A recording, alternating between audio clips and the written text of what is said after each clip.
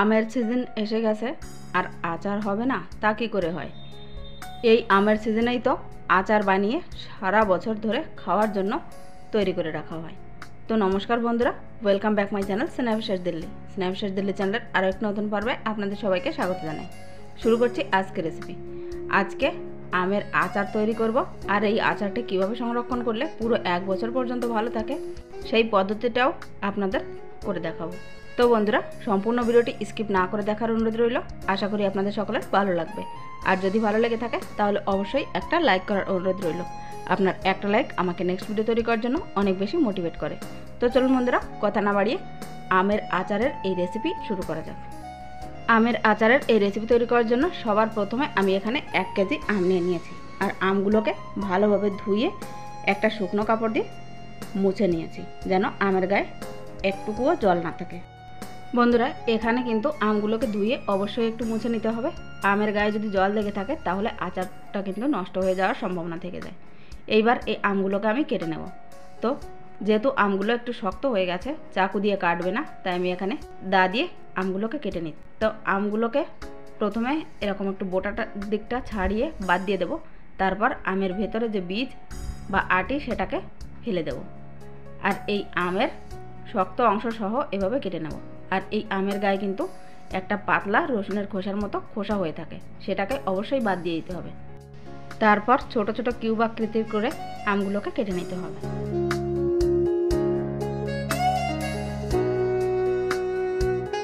তো বন্ধুরা দেখুন, এখানে আমি সবগুলো আম এভাবে ছোট ছোট টুকরো করে কেটে নিয়েছি। এইবার এই আমগুলোকে একটু ম্যারিনেশন করে নেব। আর সেজন্য এই আমগুলো একটা বড় পাত্রের ভেতরে নিয়ে নিচ্ছি। আমগুলো ঢেলে দেওয়ার পর এর ভেতরে দিয়ে দেব পরিমাণ মতো লবণ। লবণ কিন্তু পরিমাণের তুলনায় একটু বেশি দিয়ে দিতে হবে, যেহেতু আমটা খুব টক হয়ে থাকে, তাই লবণটা এখানে একটু বেশি দিতে হবে। আর লবণ বেশি দেওয়ার ফলে আরও একটা উপকার হয়, সেটা হলো লবণ কিন্তু কোনো জিনিস সহজে খারাপ হতে দেয় না। আর দিয়েছি পরিমাণ মতো হলুদ। এই লবণ আর হলুদ আমে দেওয়ার পর পাত্রটা ধরে একটু ঝাঁকিয়ে ঝাঁকিয়ে ভালোভাবে আমের সাথে লবণ আর হলুদগুলোকে মাখিয়ে নিতে হবে। বন্ধুরা, আমি এখানে লবণ আর হলুদ আমের সাথে ভালোভাবে মাখিয়ে নিয়েছি। তবে আপনারা যদি চান তাহলে যে পাত্রে লবণ হলুদ মাখিয়েছিলেন সেই পাত্রটা ধরে 1 ঘন্টা রেস্টে রেখে দিতে পারেন। আমি এখানে একটা ছিদ্রযুক্ত পাত্রের ভেতর আমগুলোকে ঢেলে দিলাম। তারপর 1 ঘন্টার জন্য রেখে দেব। এভাবে লবণ হলুদ আমের সাথে মেখে রেখে দিলে আমের ভেতর যে জল বা এক্সট্রা ময়শ্চারাইজার থাকে সেটা বেরিয়ে যাবে। এর ফলে আমটা অনেক দিন পর্যন্ত ভালো থাকে। তো বন্ধুরা, ফিরে আসছি 1 ঘন্টা পর। বন্ধুরা, 1 ঘন্টা পর ফিরে এলাম। দেখুন, আমগুলো কিন্তু আগের থেকে বেশ অনেকটাই জলজলে ভাব হয়ে গেছে। আর নিচে যে পাত্রটা ছিল সেই পাত্রে দেখুন কতটা জল বেরিয়েছে। এইবার এই আমগুলোকে অন্য একটা বড় থালি বা পাত্রের ভেতর আমি শিফট করে নিচ্ছি। জল ছাড়া শুধু আমগুলোকে এভাবে অন্য একটা পাত্রে দিয়ে নিতে হবে। এরপর এই পাত্রেই আমগুলোকে একটু ছড়িয়ে দিতে হবে, যেন সব আমে ভালোভাবে রোদ লাগে। যদি আমের পরিমাণ আপনাদের বেশি হয় তাহলে আপনারা 2টো পাত্রে রোদে দেবেন। আমার এখানে একটা পাত্রেই হয়ে যাবে, তাই আমি একটা বড় থালের ভেতর আমগুলোকে ভালোভাবে দিয়ে নিলাম। এবার এই আমগুলোকে রোদ্রে দিয়ে দিচ্ছি। যদি রোদের তাপমাত্রা বেশি হয় তাহলে 1 দিনের রোদেই কিন্তু হয়ে যাবে, আর যদি কম হয় তাহলে 2 দিনের রোদও লাগতে পারে। আমি এখানে 12টা নাগাদ রোদ্রে দিয়েছিলাম আর 6টা নাগাদ রোদ থেকে তুলে এনেছি। দেখুন, এই আমে কিন্তু কোনো প্রকারের জল নেই, সম্পূর্ণ জল কিন্তু শুকিয়ে গেছে। তো এইবার আমগুলোকে সাইড করে নিচ্ছি। এরপর চুলো একটা কড়াই বসিয়ে দিলাম। কড়াইতে প্রথমে মশলাটাকে তৈরি করে নেব।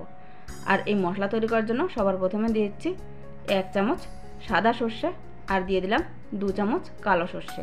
সাথে দিয়ে দিচ্ছি 2 চামচের মতো গোটা ধনে, আর লাগছে 1 চামচ মৌরি, দিয়ে দিচ্ছি 1/2 চামচ মেথি দানা, সাথে দিয়ে দিচ্ছি 2 চামচ গোটা জিরে। আর এখানে আমি পরে আরও 1/2 চামচের মতো মৌরি অ্যাড করেছি। এইবার গ্যাসের ফ্লেমটা অন করে এই সব মশলাগুলোকে একটু ড্রাই রোস্ট করে নেব। মশলাগুলো খেয়াল রাখতে হবে যেন পুড়ে না যায়। খুব সুন্দর একটা গন্ধ বের হলেই গ্যাসের ফ্লেমটা অফ করে দিতে হবে। তো দেখুন বন্ধুরা, আমাদের এখানে কিন্তু মশলাগুলোকে ড্রাই রোস্ট করা হয়ে গেছে। এর থেকে বেশি আর ড্রাই রোস্ট করা যাবে না।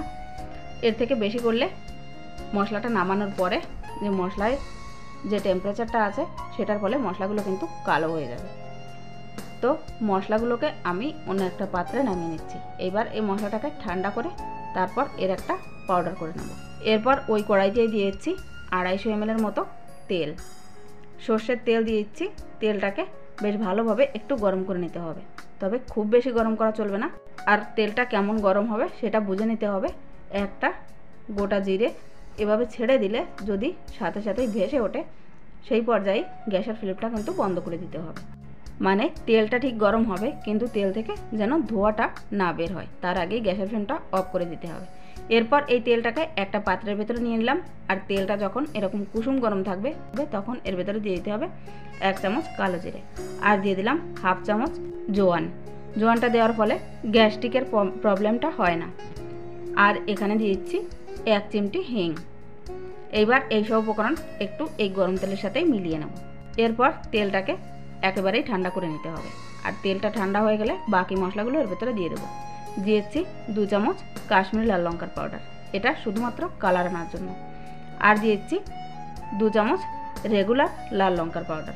আপনারা যদি পাউডার ব্যবহার করতে না চান তাহলে মশলার সাথে কয়েকটা গোটা শুকনো লঙ্কাও ড্রাই রোস্ট করে সেটার পাউডার করে নিতে পারেন। সাথে দিয়েছি 1 চামচের মতো হলুদ গুঁড়ো। এই সব উপকরণ এবার তেলের সাথে খুব ভালোভাবে মিশিয়ে নেব। তারপর এর ভেতরে দিয়ে দেবো আমরা যে মশলার পাউডারটা তৈরি করে রেখেছি সেই পাউডারটা। আবারও মশলার পাউডারের সাথে তেল এবং বাকি সব উপকরণ খুব ভালোভাবে মিলিয়ে নেব। সব কিছুকে মিলিয়ে নেওয়ার পর এর ভেতরে আমগুলোকে ঢেলে দেব। আমগুলো ঢেলে দিয়ে ভালোভাবে সব কিছুর সাথে মেখে নিতে হবে। আমগুলোকে 5 থেকে 7 মিনিট খুব ভালোভাবে এই মশলা এবং তেলের সাথে মেখে নিতে হবে। আমগুলো যত ভালোভাবে মাখা হবে আচারের টেস্ট কিন্তু ততটাই ভালো আসবে। আর এই পর্যায়ে দিয়ে দিতে হবে স্বাদ মতো লবণ। তো 2 চামচ লবণ এখানে অ্যাড করে দিয়েছি। এইবার এই সব উপকরণ আবারও খুব ভালোভাবে মেখে নিলাম। তারপর একটা কাচের বয়ামে এইভাবে ভরে রাখতে হবে। তো দেখুন বন্ধুরা, আমার কাছে এখানে একটা কাচের বয়াম আছে। এই বয়ামটাকে কিন্তু কিভাবে প্রিপেয়ার করতে হবে সেটাও বলছি। বয়ামটাকে খুব ভালোভাবে ধুয়ে তারপর 10 মিনিটের জন্য রোদ্রে রেখে দিয়েছিলাম। এর ফলে এর সমস্ত জল বেরিয়ে গেছে আর বোতলটা একেবারেই শুকনো হয়ে আছে। এরপর যে তেল আমরা গরম করেছিলাম সেখান থেকে কিছুটা তেল এর ভিতরে দিয়ে দিলাম এবং পুরো বয়ামে এভাবে গড়িয়ে নেব, যেন সম্পূর্ণ বয়ামের গায়ে ভালোভাবে তেলটা লেগে যায়। এরপর এই বয়ামের ভেতর আমের আচারটাকে ভরে নিতে হবে। আর আচারটাকে দেওয়ার পর অবশ্যই একটু চেপে চেপে তারপর ভরে নিতে হবে, যেন আমের ভেতর কোনো প্রকার এয়ার বাবলস না থাকে। এয়ার বাবলস থাকলে কিন্তু আমটা খারাপ হওয়ার সম্ভাবনা থেকে যায়। তাই আমের আচারগুলো কিছুটা পরিমাণ দিতে হবে আর ভালোভাবে চেপে চেপে তারপর বাকি আমগুলো দিয়ে দিতে হবে। সম্পূর্ণ আচারটা এভাবে চেপে চেপে বয়ামের ভেতর ভরে দেওয়ার পর এর ভেতরে দিয়ে দেবো 2 টেবিল স্পুন ভিনিগার। ভিনিগার দেওয়ার ফলে আমের আচারটা কিন্তু খারাপ হয় না। তো বন্ধুরা, এখানে অবশ্যই একটু ভিনিগার দিয়ে দিতে হবে। ভিনিগার দিয়ে আবারও আচারের সাথে একটু ভালোভাবে মিলিয়ে নেওয়ার চেষ্টা করতে হবে। তারপর উপর থেকে দিয়ে দেবো আরও অল্প একটু তেল। আবারও সব কিছুকে চেপে চেপে ভরে তারপর ঢাকনাটা বন্ধ করে দেব। তো বন্ধুরা, এখনকার জন্য আমি ঢাকনাটা বন্ধ করে রাখছি। তবে যখন রোদ্রে দিতে হবে তখন এরকম একটা সুতির কাপড় এই বয়ামের মুখে ভালোভাবে বেঁধে তারপর রোদ্রে দিতে হবে। সুতি কাপড় এভাবে বয়ামের মুখে যদি বেঁধে তারপর রোদ্রে দেওয়া হয় তো আচার থেকে যে বাষ্পটা বের হবে বা জলটা বের হবে সেটা কিন্তু আচারের ভেতর আর পড়বে না, তার ফলে আচারটা খারাপও হয় না। তো এখন যেহেতু রাত হয়ে গেছে তাই আমি আচারের ঢাকনাটা বন্ধ করে রেখে দিচ্ছি। কাল যখন আচারটা রোদ্রে দেব তখন এই সুতি কাপড়টা বেঁধে তারপর রোদ্রে দেব। তো বন্ধুরা, আমাদের আচার কিন্তু একেবারেই রেডি। এইবার শুধু একটাই কাজ বাকি আছে, সেটা হলো এই আচার ধরে রোদ্রে দিয়ে রাখতে হবে। যদি রোদ ভালো হয় তাহলে 4 থেকে 5 দিনে কিন্তু আচার রেডি হয়ে যাবে এবং আমটা খুব ভালোভাবে গলে যাবে। রোদের তাপমাত্রা যদি একটু কম হয় তাহলে 7 থেকে 8 দিনও লাগতে পারে।